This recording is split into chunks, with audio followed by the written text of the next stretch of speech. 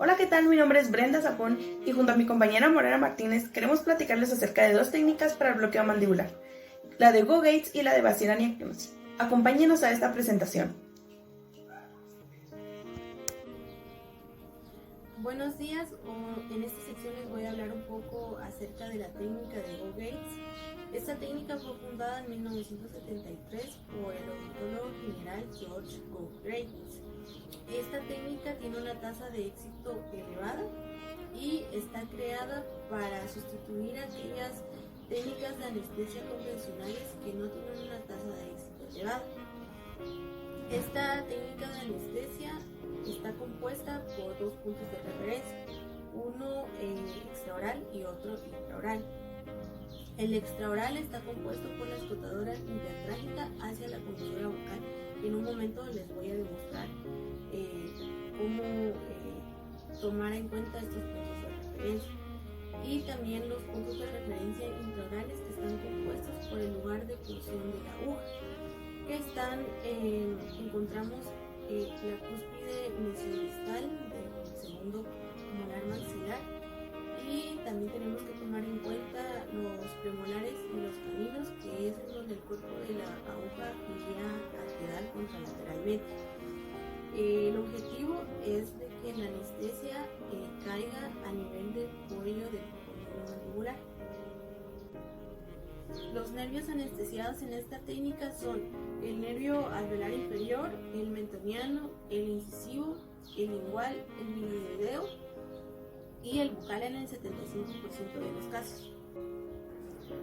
Dentro de sus indicaciones podemos encontrar en procesos infecciosos que tengan comprometida el área retromolar, también en inyecciones con repetidas fallas de bloqueos mandibulares convencionales y en casos de que se necesite un procedimiento extenso. Las contraindicaciones es en pacientes con dificultad de apertura bucal, que en este caso se utilizaría la técnica de Basilani Akinosi, que más adelante se estará comentando. También en casos en que hayan patologías infecciosas adyacentes a la zona de punción y en casos en que la técnica convencional no genere ningún contratiempo. Los puntos anatómicos de referencia extraorales los tomamos en la escotadora intertrágica hacia la comisura bucal, de esta manera. Y los puntos anatómicos de referencia intraorales van a ser que la aguja debe ingresar a nivel de la cúspide bucolital de la segunda molar maxilar, de esta manera, y el cuerpo de la jeringa debe de quedar a nivel de los premolares y caninos, siempre siguiendo los puntos de referencia extraorales.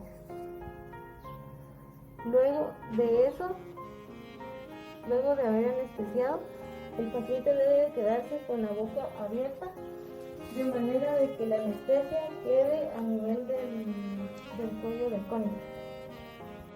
Hola, ¿qué tal? Les saluda Brenda de nuevo y hoy quiero platicarles acerca de la técnica de bloqueo mandibular a boca cerrada de Basilani Akinosi. Primero que nada debemos retroceder unos años antes, en 1960. El doctor Basilani describió una técnica similar a esta, pero no fue hasta 13 años más tarde, en 1973, con la introducción de la técnica de Go-Gates, que despertó un gran interés por nuevas alternativas del bloqueo mandibular.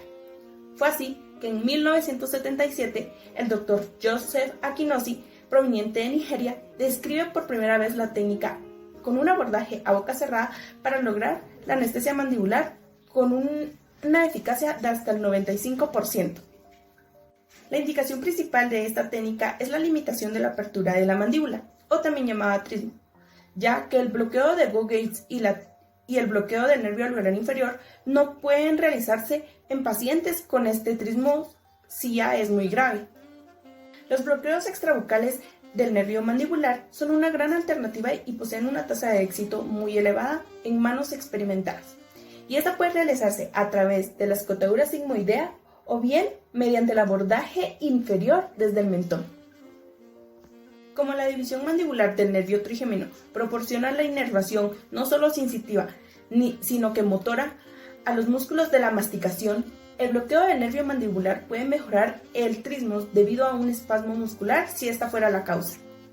En realidad, son muy pocos odontólogos los que realizan esta técnica extrabucal, ya que la técnica de Basirania equinosi intrabucal consiste en un abordaje que produce no solo un efecto anestésico, sino que también un bloqueo motor en casos de un trismo unilateral importante. Así es que en 1922 Wolf descubrió y describe una técnica a la modificación original. Esta consiste en doblar la aguja a 45 grados, pero esto no es muy recomendable, ya que, como bien sabemos, esta podría fracturarse dentro de los tejidos blandos. Entre las indicaciones para el bloqueo de Basirania equinosi encontramos la limitación de la apertura mandibular, también procedimientos múltiples que se realicen en varias piezas mandibulares y, por último, la imposibilidad de visualizar los puntos de referencia para un bloqueo del nervio alveolar inferior. Entre las contraindicaciones encontramos la imposibilidad de visualizar o acceder al borde lingual de la rama mandibular. También, si el área se encuentra infectada o inflamada, no es una buena alternativa. Y en pacientes muy pequeños, como en niños o pacientes que tengan alguna discapacidad psíquica o física, o que tiendan a morderse los labios o la lengua. Esta técnica nos permite anestesiar con una sola inyección los nervios inferior, incisivo, lingual, mentoniano y miloioideo. Por lo tanto, las áreas anestesiadas van a ser todas las piezas hasta la línea media del cuadrante de la mandíbula. También el mucoperiósteo bucal y lingual, 2/3 de la lengua en la parte anterior y el cuerpo de la mandíbula y la parte inferior de la rama mandibular. Entre las ventajas de esta técnica podemos encontrar que no es necesario que el paciente abra la boca. También la aspiración positiva va a ser menos del 10% comparada con la del bloqueo del nervio alveolar inferior. También esta anestesia es muy eficaz cuando se realiza en el sector inferior y cuando el conducto mandibular es bífido y es relativamente atraumática. Entre los inconvenientes que podemos encontrar en esta técnica es que no sabemos visualizar el recorrido de la aguja ni la profundidad, por lo tanto no va a existir ningún contacto óseo. Y si este existiera, va a provocarle más molestias al paciente, provocando una inyección un poco más traumática. Técnica del bloqueo del nervio mandibular a boca cerrada de Basirania equinosi. Procedemos a cargar la jeringa con un cartucho de lidocaína al 2% con epinefrina de 1 por 100.000. Utilizaremos una aguja larga de calibre 25 o 27G. Recordando que la orientación del bisel es contraria al hueso de la rama mandibular. La posición del paciente es de cúbito supina o semidecúbito y el operador debe colocarse a las 8 horas frente al paciente si va a anestesiar tanto el lado derecho como el izquierdo. Coloque el dedo índice o pulgar sobre la apófisis coronoides y retire los tejidos blandos en dirección lateral para mejorar la visualización y reducir el traumatismo durante la inyección. Secamos el área a inyectar con una gasa estéril y procedemos a aplicar anestesia tópica por 1 minuto como mínimo en el punto de inyección, sobre el borde medial de la rama mandibular, adyacente a la tuberosidad maxilar.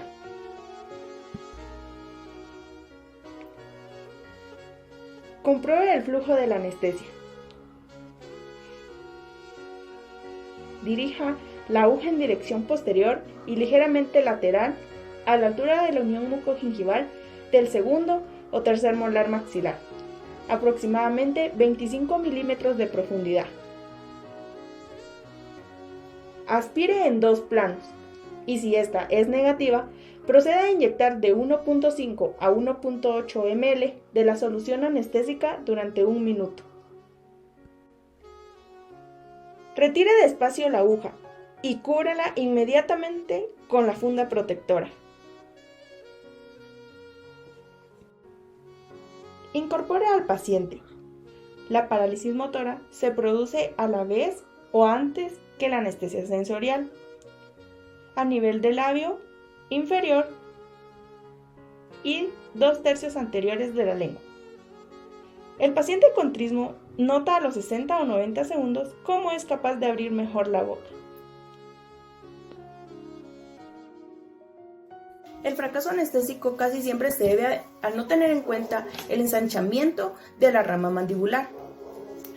También por el punto de entrada de la aguja, que puede ser demasiado bajo, o también la aguja puede situarse demasiado superficial o demasiado profunda al nervio mandibular.